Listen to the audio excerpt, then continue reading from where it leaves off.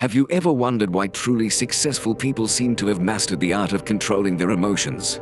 In the world of adults, the word easy hardly finds a place.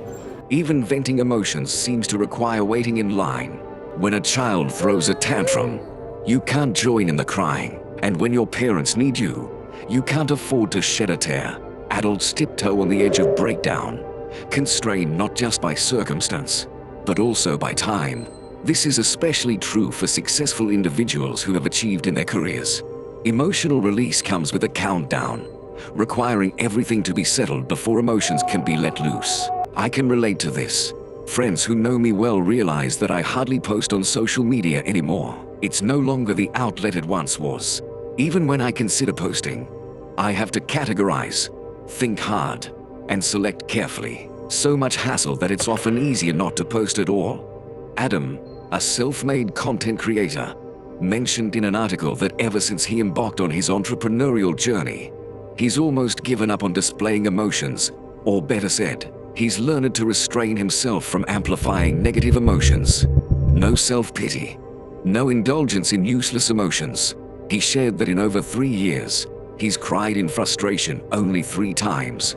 And even the most recent time, he timed himself. 3 minutes of crying, then back to work. With a workload waiting to be tackled, and clients waiting to be met, there's simply no time for an emotional meltdown. Instead, one must quickly regain emotional composure, then dive into work with renewed vigor. While such a method of emotional release may baffle the average person, it is, in fact, a reflection of many high achievers' realities. Remembering a quote from Inamori Kazuo, "Success should not be burdened by unnecessary emotions. Even if you complain a lot or feel unjust, the most important thing at the moment is to do your work well." This is the attitude a mature person should have, rather than wasting energy on inner conflicts. It's better to strive for self-improvement with a positive mindset. Truly, I find this deeply resonant. But why must success come hand in hand with emotional mastery? Because emotions affect attention.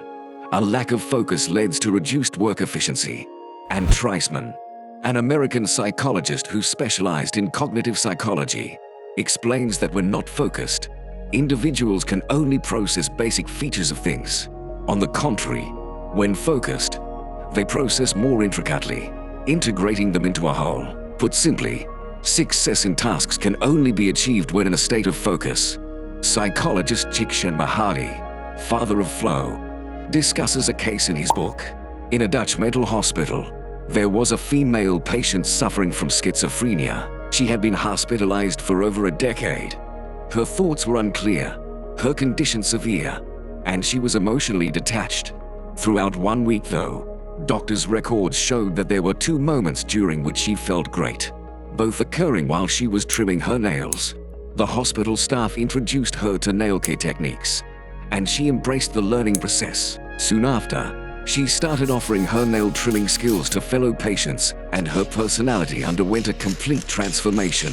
About 6 months later, she was discharged and even started a business near her home. This case demonstrates how investing your attention in an activity you love can have healing effects. Such focus can bring order to a chaotic mental state and rekindle enthusiasm and purpose in life. This is the power of the flow state. Csikszentmihalyi defines flow as immersing oneself completely in an activity, feeling excitement, confidence, and a sense of pure focus, often losing track of time. While in flow, your brain operates with heightened efficiency and accuracy, with lower energy consumption. Yet, one of the essential conditions for achieving flow is sustained focus. If negative emotions divert half of your attention, this state becomes unattainable. This emphasis primarily targets negative emotions. So, by conquering these, you're halfway to success. By the way, I've actually made a video about the flow state. Feel free to check it out. In the journey of life, it's inevitable to encounter various forms of negativity. To enhance your focus and maintain control over work and life, it's crucial to ensure that external factors don't disturb your emotions. So, how can you master your negative emotions? Let's explore a technique suggested by Taiwanese psychotherapist Chen Qiheng. Apply empathy to yourself. He asserts that empathy, commonly used in helping others, can be just as effective when turned inward. When negative emotions strike, instead of immediately telling yourself to calm down or overcome, find a place to settle down. Settle your thoughts and gently feel your inner state.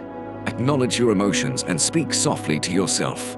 I understand that I'm feeling angry, hurt, insecure, upset. Thank you for making me aware of my feelings in this way. Don't criticize or deny them. Simply describe them in a straightforward manner. When you notice and peacefully accept your negative emotions, you'll find that they've become much more stable, allowing you to think calmly. In itself, this awareness is a form of healing. In psychology, there's a term called mindfulness, and this is precisely what it refers to. To alleviate negative emotions through mindfulness, consciously focus your attention on the present moment without judgment. When overwhelmed by negative emotions, grant yourself 3 minutes of uninterrupted time. Focus on your breath, and when you catch your mind wandering, take a deep breath and gently bring your attention back to your breathing. Repeatedly attempt this simple exercise until your mind's wanderings become less frequent and your periods of focus grow longer. By consistently practicing this, not only you can overcome your emotions, but you'll also become keenly aware of how your attention drifts away. By letting go of negative emotions, you'll unlock a more resilient version of yourself, making life a masterpiece. Features a quote: "Never should a person be a slave to their emotions." Don't let your emotions dictate all actions. Instead, reverse the roles. Regardless of how terrible the situation may be, strive to take control of your environment and pull yourself out of the darkness. Those disturbances, those breaking points, those fears and anxieties, amidst your fulfilling and bustling life, they are truly insignificant. After surviving the painful night, you'll rise a hero.